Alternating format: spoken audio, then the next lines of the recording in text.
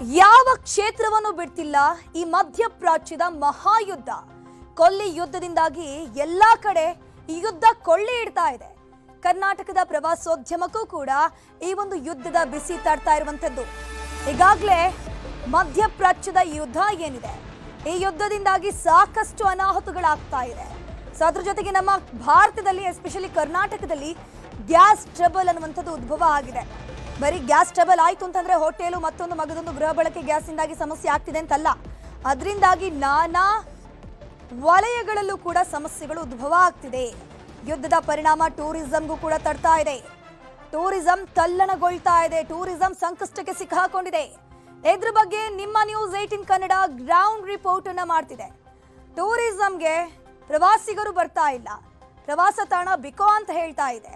ಆ ಟೂರಿಸಂ ಪ್ಲೇಸ್ಗಳಲ್ಲಿ ರೆಸಾರ್ಟ್ಗಳು, ಹೋಟೆಲ್ಗಳು, ಕೆಫೆಗಳನ್ನ ಮಾಡ್ಕೊಂಡಿದ್ದಂತಹ ಮಾಲೀಕರೀಗ ಕಂಗಾಲಾಗಿ ಹೋಗ್ಬಿಟ್ಟಿದ್ದಾರೆ. ಸೊ ಹೇಗೋ ಒಂದು ಮಾಡ್ಕೊಂಡು ಗ್ಯಾಸ್ ಅನ್ನು ನಾವು ಹೋಟೆಲ್ಗಳಲ್ಲಿ ತಂದಿಟ್ರೂ ಕೂಡ ಪ್ರವಾಸಿಗರು ಇಲ್ಲಿಗೆ ಬರ್ಬೇಕಲ್ವಾ ಅನ್ನುವಂಥ ಪ್ರಶ್ನೆಯನ್ನ ಹೋಟೆಲ್ ಮಾಲೀಕರು, ರೆಸಾರ್ಟ್ನ ಮಾಲೀಕರು ಮಾಡ್ತಾ ಇರುವಂಥದ್ದು. ಯುದ್ಧಾಘಾತ ಎದುರಾಗಿರುವಂಥದ್ದು ಈ ಪ್ರವಾಸೋದ್ಯಮಕ್ಕೂ ಕೂಡ ತಡ್ತಾ ಇರುವಂಥದ್ದು. ಯಾಕಂದ್ರೆ ಈ ಒಂದು ಗ್ಯಾಸ್ ಟ್ರಬಲ್ ಅಂದ ತಕ್ಷಣ ಎಲ್ಲರೂ ಕೂಡ ಹೋಟೆಲ್ಗಳಿಗೆ ಎಫೆಕ್ಟ್ ಆಗ್ಬಹುದು, ಮನೆಯಲ್ಲಿ ಅಡುಗೆ ಮಾಡೋಕ್ಕೆ ಎಫೆಕ್ಟ್ ಆಗ್ಬಹುದು ಅಂತ ಅನ್ಕೊಂಡ್ರು. ರೈತರು, ಹೋಟೆಲು, ಪ್ರವಾಸೋದ್ಯಮ ಎಲ್ಲಕ್ಕೂ ಕೂಡ ಇಲ್ಲಿ ಎಫೆಕ್ಟ್ ಆಗ್ತಾ ಇದೆ.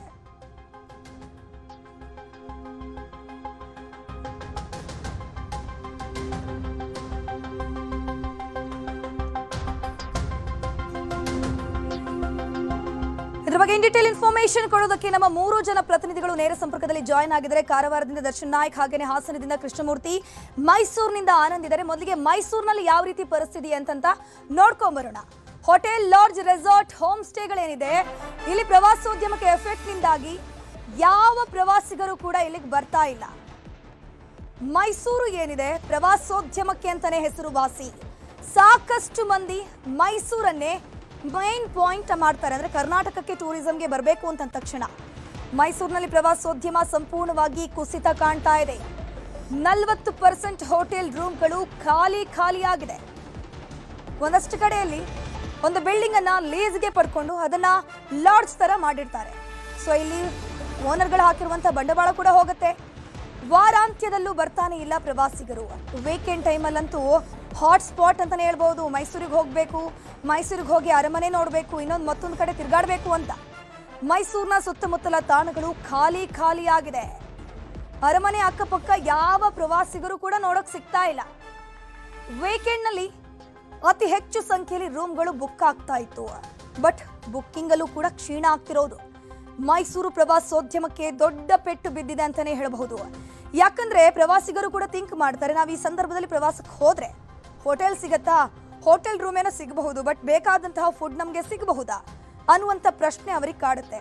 ಸೊ ಹಾಗಾಗಿ ಯುದ್ಧ ಎಲ್ಲ ಮುಗಿದು ಬಿಡ್ಲಿ, ಆರಾಮ್ಸೆ ಎಲ್ಲವೂ ಕೂಡ ಒಂದು ಲೆವೆಲ್ಗೆ ಬಂದು ಬಿಡ್ಲಿ, ಆಮೇಲೆ ನಾವು ಟೂರ್ ಮತ್ತೊಂದು ಹೋಗೋಣ ಅಂತ ಹೇಳ್ಕೊಂಡು ಪ್ರವಾಸಿಗರು ಕೂಡ ಪ್ಲಾನ್ ಅನ್ನ ಮಾಡ್ಕೊಳ್ತಾರೆ.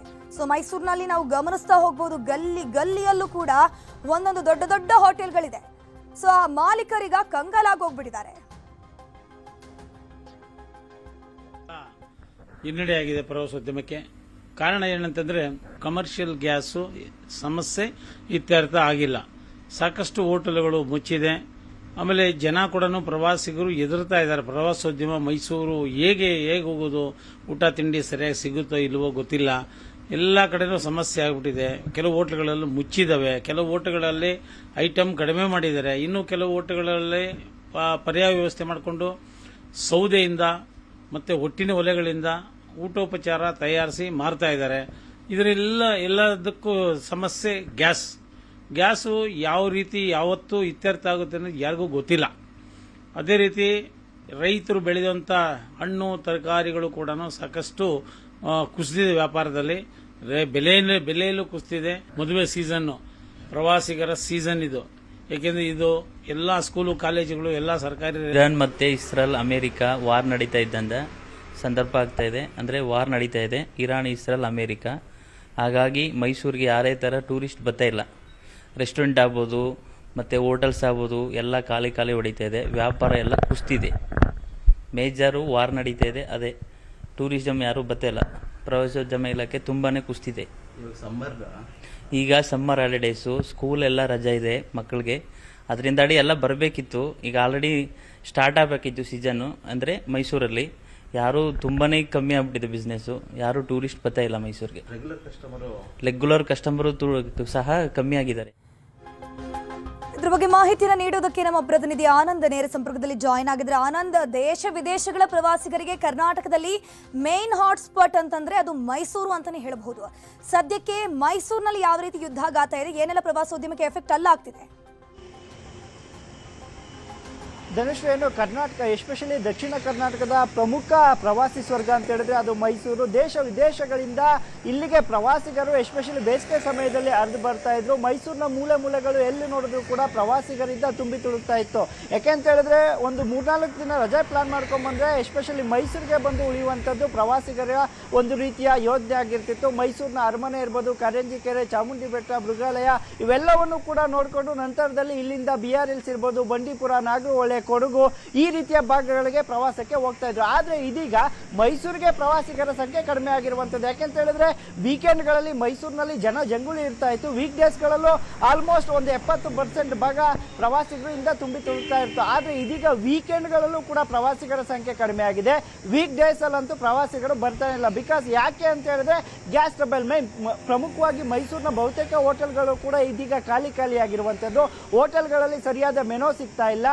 ಆನ್ಲೈನ್ ಬುಕ್ಕಿಂಗ್ಗಳು ಆಗ್ತಾ ಇದ್ದು ವೀಕೆಂಡ್ಗಳಲ್ಲಿ ರೂಮ್ ಕೊಡ್ಲಿಕ್ಕೆ ಕಷ್ಟ ಅಂತ ಮಾಲೀಕರು ಹೇಳುವಂತಹ ಸಂದರ್ಭದಿಂದ ಇದೀಗ ಆನ್ಲೈನ್ನಲ್ಲೂ ಕೂಡ ಹೋಟೆಲ್ಗಳು ಬುಕ್ಕಿಂಗ್ ಆಗ್ತಾ ಇಲ್ಲ, ಯಾರು ಕೂಡ ಬುಕ್ ಮಾಡ್ಕೊಳ್ತಾ ಇಲ್ಲ. ಬರುವಂತ ಎಸ್ಪೆಷಲಿ 40% ಹೋಟೆಲ್ಗಳು ಮೈಸೂರಿನಲ್ಲಿ ಇದೀಗ ಖಾಲಿ ಆಗಿರುವಂಥದ್ದು. ಅಲ್ಲದೆ ಮೈಸೂರಿನ ಬಹುತೇಕ ಪ್ರವಾಸಿ ತಾಣಗಳು ಕೂಡ ಖಾಲಿ ಹೊಡಿತಾ ಇರುವಂಥದ್ದು. ಇನ್ನು ಎಸ್ಪೆಷಲಿ ಕೇವಲ ಪ್ರವಾಸೋದ್ಯಮ ಅಂತಂದ್ರೆ ಹೋಟೆಲ್ಗಳು, ಲಾಡ್ಜ್, ರೆಸಾರ್ಟ್ ಅಷ್ಟೇ ಅಲ್ಲ, ಕುಕ್ಕಟೋದ್ಯಮ ಇರ್ಬೋದು, ರೈತರ ಮಾರುಕಟ್ಟೆಗಳಿರ್ಬೋದು, ಸಣ್ಣ ಪುಟ್ಟ ಅಂಗಡಿಗಳಿಂದ ಹಿಡಿದು ಎಲ್ಲವೂ ಕೂಡ ಬಂದ್ ಆಗ್ತಾ ಇರುವಂಥದ್ದು ಗ್ಯಾಸ್ ಟ್ರಬಲ್ನಿಂದ. ಈ ನಿಟ್ಟಿನಲ್ಲಿ ಒಂದಕ್ಕೊಂದು ಇಂಟರ್ಲಿಂಕ್ ಇರುವ ಕಾರಣದಿಂದಾಗಿ ಮೈಸೂರಿನ ಪ್ರವಾಸೋದ್ಯಮದ ಮೇಲೆ ಆರ್ಥಿಕ ಪರಿಸ್ಥಿತಿ ಸುಮಾರು 25% ಅಷ್ಟು ಕುಸಿದಿದೆ ಅನ್ನುವಂತಹ ವರದಿಗಳು ಕೇಳಿ ಬರ್ತಾ ಇರುವಂಥದ್ದು. ಯಾಕೆಂತ ಹೇಳಿದ್ರೆ ಪ್ರವಾಸಿಗರು ಬಂದ್ರೇನೆ ಮೈಸೂರಿನಲ್ಲಿ ಒಂದಕ್ಕೊಂದು ಅಂದ್ರೆ ಪ್ರವಾಸಿಗರು ಬರಬೇಕು, ಆಟೋಗಳಲ್ಲಿ ಓಡಾಡಬೇಕು, ಸಣ್ಣ ಪುಟ್ಟ ವಸ್ತುಗಳನ್ನ ಖರೀದಿ ಮಾಡಬೇಕು, ಹೋಟೆಲ್ಗಳಲ್ಲಿ ಸ್ಟೇ ಆಗಬೇಕು, ಈ ರೀತಿಯಾದಂಥವು ನಡೀತಾ ಇತ್ತು. ಆದರೆ ಪ್ರವಾಸಿಗರ ಸಂಖ್ಯೆ ಇಳಿಮುಖವಾಗಿರುವ ಹಿನ್ನೆಲೆಯಲ್ಲಿ ಬಹುತೇಕ ಎಲ್ಲ ಹೋಟೆಲ್ಗಳು ಖಾಲಿ ಎಸ್ಪೆಷಲಿ ನಾಗರಹೊಳೆ, ಬಂಡೀಪುರ ಅಂತ ರೆಸಾರ್ಟ್ಗಳಿಂದ ತುಂಬಿ ತುಳುಕ್ತಾ ಇತ್ತು. ಅಲ್ಲಿ ರೂಮ್ ಕೊಡ್ಲಿಕ್ಕೆ ಆಗಲ್ಲ ಅನ್ನುವಂತಹ ಪರಿಸ್ಥಿತಿ ನಿರ್ಮಾಣ ಆಗ್ತಾ ಇತ್ತು. ಆದರೆ ಅಲ್ಲವೂ ಸಹ ಇದೀಗ 50% ಅಷ್ಟೇ ಆಕ್ಯುಪೈ ಆಗ್ತಾ ಇದೆ. ವಿದೇಶಗಳಿಂದ ಬರುವಂತಹ ಸಂಖ್ಯೆ ಸಂಪೂರ್ಣ ಇಳಿಮುಖವಾಗಿದೆ. ಇನ್ನು ದೇಶದ ಮೂಲೆಗಳಿಂದ ಬರುವಂತ ಪ್ರವಾಸಿಗರು ಕೂಡ ಬರ್ತಾ ಇಲ್ಲ. ಆ ಹಿನ್ನೆಲೆಯಲ್ಲಿ ಎಸ್ಪೆಷಲಿ ಈ ಯುದ್ಧದ ಹೊಡೆತ ಏನಿದೆ ಮೈಸೂರಿನ ಹೋಟೆಲ್, ಲಾಡ್ಜ್, ರೆಸಾರ್ಟ್ ಸೇರಿದಂತೆ ಪ್ರವಾಸೋದ್ಯಮದ ಮೇಲೆ ಒಂದು 40% ಅಷ್ಟು ಆರ್ಥಿಕ ಪರಿಸ್ಥಿತಿಯನ್ನ ಹದಗೆಡಿಸಿದೆ ಅಂತ ಹೇಳಿದ್ರು ಕೂಡ ತಪ್ಪಾಗೋದಿಲ್ಲ. ಧನುಶ್ರೀ. ಓಕೆ ಆನಂದ್, ಹಾಗೆ ಸಂಪರ್ಕದಲ್ಲಿರಿ. ಇನ್ನು ಕಾರವಾರದಲ್ಲಿ ಪ್ರವಾಸೋದ್ಯಮ ಯಾವ ರೀತಿ ನಡೀತಾ ಇದೆ ಅಂತ ನೋಡ್ತಾ ಹೋಗೋಣ. ಪ್ರವಾಸೋದ್ಯಮಕ್ಕೆ ಮಹಾಯುದ್ಧದ ಆಘಾತ. ಉತ್ತರ ಕನ್ನಡ ಜಿಲ್ಲೆಯಲ್ಲಿ ಪ್ರವಾಸೋದ್ಯಮದ ಮೇಲೆ ಕರಿ ನೆರಳ ಛಾಯೆ ಬಿದ್ದಿದೆ. ಯಾಕಂದ್ರೆ ಎಸ್ಪೆಷಲಿ ಕಪಲ್ಸ್ ಚೂಸ್ ಮಾಡುವಂತ ಪ್ಲೇಸ್ ಅಂತಂದ್ರೆ ಉತ್ತರ ಕನ್ನಡ ಜಿಲ್ಲೆ ಅಂತಾನೆ ಹೇಳ್ಬಹುದು. ಇಲ್ಲಿ ಬೋಟಿಂಗ್ ಹೋಗ್ತಾರೆ, ಸೆಕ್ಷನ್ಸ್ ಇರುತ್ತೆ. ಸೊ ಇಲ್ಲೆಲ್ಲ ರೆಸಾರ್ಟ್ಗಳು ಕೂಡ ಅತಿ ಹೆಚ್ಚು ಸಂಖ್ಯೆಯಲ್ಲಿದೆ. ತುಂಬಾ ಜನರು ಈ ಒಂದು ಕಪಲ್ಸ್ಗಳೇ ಅತಿ ಹೆಚ್ಚು ಸಂಖ್ಯೆಯಲ್ಲಿ ಇಲ್ಲಿಗೆ ಹೋಗುವಂತ ಪ್ಲೇಸ್ ಇದು.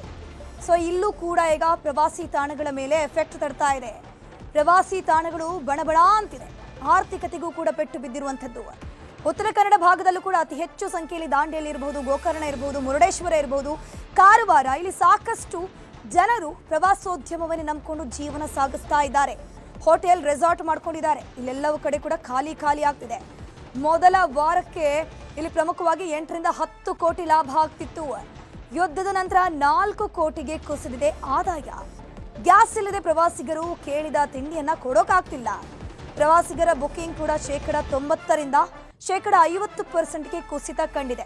ಮುರುಡೇಶ್ವರ ದೇವಸ್ಥಾನ ದರ್ಶನ ಅಂತ ಹೇಳಿದಾಗ ಮೊದಲಿಗೆ ಎಲ್ಲರ ಬಾಯಲ್ಲಿ ಬರುವಂಥದ್ದು ಧರ್ಮಸ್ಥಳ ಇರ್ಬೋದು, ಅದರ ಜೊತೆಗೆ ಮುರುಡೇಶ್ವರ. ಸೊ ಮುರುಡೇಶ್ವರದಲ್ಲೂ ಕೂಡ ಈಗ ಪ್ರವಾಸಿಗರ ಸಂಖ್ಯೆ ತೀರಾ ಕಡಿಮೆ ಆಗ್ತಾ ಇದೆ.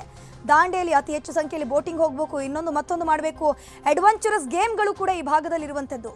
ಸೊ ಇಲ್ಲೆಲ್ಲ ಮೊದಲ ವಾರಕ್ಕೆ 8ರಿಂದ 10 ಕೋಟಿ ಲಾಭ ಇತ್ತಂತೆ, ಅದೀಗ 4 ಕೋಟಿಗೆ ಇಳಿಮುಖ ಆಗಿದೆ. ಈಗ ಬೇಸಿಗೆನೂ ಜಾಸ್ತಿ ಇದೆ, ಇಲ್ಲಿ ಬಿಸಿಲು ಸೆಕೆ ಇದು ಜಾಸ್ತಿ ಇದೆ. ಆಲ್ರೆಡಿ ಗೋಕರ್ಣದಲ್ಲಿ ಏನಾಗಿದೆ, ಸ್ವಲ್ಪ ಟೂರಿಸ್ಟ್ ಪ್ರತಿ ವರ್ಷವೂ ಅವರು ಬಂದವರು ಮಾರ್ಚ್ವರೆಗೆ ಉಳಿತಾರೆ. ಮಾರ್ಚ್ ನಂತರ ಅವರು ಹೊರಡ್ತಾರೆ. ಅಂದರೆ ಏಪ್ರಿಲ್ ಮೇ 2 ತಿಂಗಳು ತುಂಬ ಸೆಕೆ ಇರೋದ್ರಿಂದ ಸ್ವಲ್ಪ ಫಾರಿನ್ ಟೂರಿಸ್ಟು ಹೊರಡ್ತಾರೆ. ಮತ್ತು ಇವಾಗ ಯುದ್ಧ ನಡೀತಾ ಇದೆ ಬೇರೆ, ರಷ್ಯನ್ ಬರೋದು ಸ್ವಲ್ಪ ಕಡಿಮೆ ಆಗಿರ್ಬೋದು, ಯಾಕೆಂದರೆ ಇಸ್ರೇಲ್ ಮತ್ತು ರಷ್ಯನ್ ಟೂರಿಸ್ಟ್ ಕಡಿಮೆ ಆಗಿರ್ಬೋದು.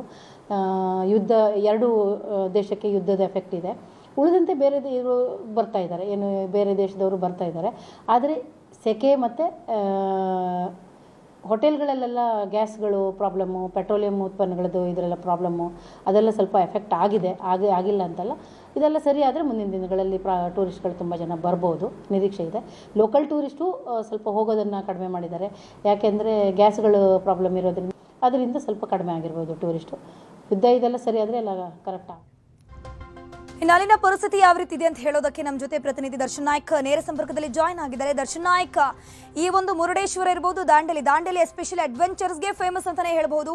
ಸೊ ಪ್ರವಾಸಿಗರ ಸಂಖ್ಯೆ ಯಾವ ರೀತಿ ಇದೆ, ಎಷ್ಟೆಲ್ಲ ನಷ್ಟಗಳನ್ನು ಅನುಭವಿಸ್ತಿದ್ದಾರೆ ಅಂತ?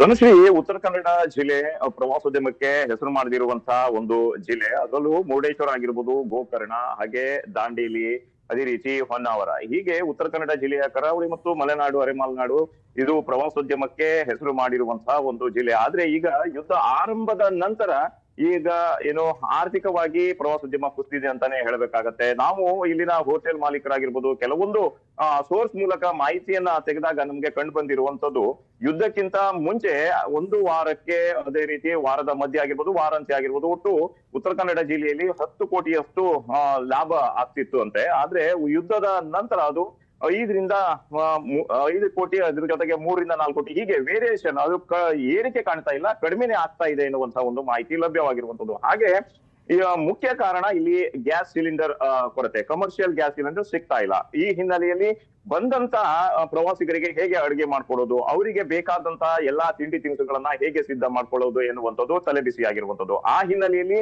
ಬರುವಂತ ಪ್ರವಾಸಿಗರು ಬುಕಿಂಗ್ ಕೇಳಿದ್ರು ಕೂಡ ಇಲ್ಲಿನ ಹೋಟೆಲ್ ಮಾಲೀಕರಾಗಿರ್ಬೋದು, ಆಡಳಿತ ಮಂಡಳಿಯವರು ಏನಪ್ಪಾ ಅಂದ್ರೆ ಮ್ಯಾನೇಜ್ಮೆಂಟ್ ಇದು ಹೋಟೆಲ್ ಬುಕಿಂಗ್ ಅನ್ನ ಪ್ರವಾಸಿಗರಿಗೆ ಕೊಡ್ತಾ ಇಲ್ಲ. ಯಾಕಂದ್ರೆ ಅವರಿಗೆ ಬಂದಂತ ಸಂದರ್ಭದಲ್ಲಿ ಅದೇ ರೀತಿಯಾದಂತ ಒಂದು ವ್ಯವಸ್ಥೆ ಮಾಡ್ಕೊಟ್ರೆ ಅವರು ಫೀಡ್ಬ್ಯಾಕ್ ಅನ್ನ ಬರೀತಾರೆ.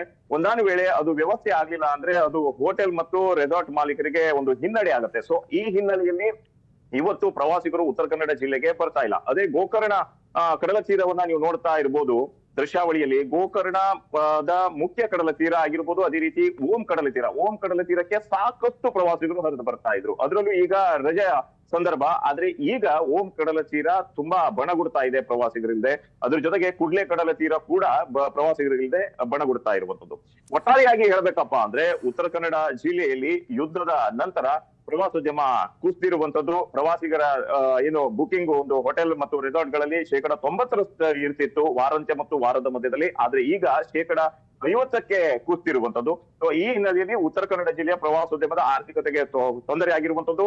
ಇಲ್ಲಿನ ಮಾಲೀಕರಾಗಿರ್ಬೋದು, ಅದೇ ರೀತಿ ಶ್ರಮಿಕ ವರ್ಗದವರು ಸಾಕಷ್ಟು ತೊಂದರೆಯನ್ನ ಅನುಭವಿಸ್ತಾ ಇದ್ದಾರೆ. ಧನುಶ್ರೀ. ಓಕೆ ದರ್ಶನ್ ನಾಯ್ಕ್, ಇನ್ನು ಹಾಸನದಲ್ಲಿ ಪರಿಸ್ಥಿತಿ ಯಾವ ರೀತಿ ಇದೆ ಪ್ರವಾಸೋದ್ಯಮದ್ದು ಅಂತ ನೋಡ್ತಾ ಹೋಗೋಣ. ಹಾಸನ ಜಿಲ್ಲೆಯ ಪ್ರವಾಸೋದ್ಯಮಕ್ಕೂ ಕೂಡ ಯುದ್ಧಾಘಾತ ತಟ್ಟಿದೆ. ಅಲ್ಲೂ ಕೂಡ ಇರುವಂತಹ ಹೋಮ್ ಸ್ಟೇಗಳು, ರೆಸಾರ್ಟ್ಗಳಿಗೆ ಗ್ಯಾಸ್ ಬಿಸಿ ತಡ್ತಾ ಇದೆ. ಊಟದ ಸಮಸ್ಯೆಯಿಂದ ರೆಸಾರ್ಟ್ಗಳತ್ತ ಜನರು ಬರ್ತಾ ಇಲ್ಲ. ಹೀಗಾಗಿ ಗಣನೀಯವಾಗಿ ಕಡಿಮೆಯಾಗಿದೆ ಪ್ರವಾಸಿಗರ ಸಂಖ್ಯೆ. ಹೋಟೆಲ್ಗಳಲ್ಲಿ ನಮಗೆ ಬೇಕಾದಂತಹ ಊಟ ಸಿಗೋದಿಲ್ಲ ಅಂತ ಹೇಳ್ಕೊಂಡು ಪ್ರವಾಸಿಗರು ಹೋಟೆಲ್ ರೆಸಾರ್ಟ್ಗಳತ್ತ ಬರ್ತಾ ಇಲ್ಲ. ಗಣನೀಯವಾಗಿ ಪ್ರವಾಸಿಗರ ಸಂಖ್ಯೆ ಕಡಿಮೆ ಆಗ್ತಿದೆ ಹಾಸನದಲ್ಲಿ.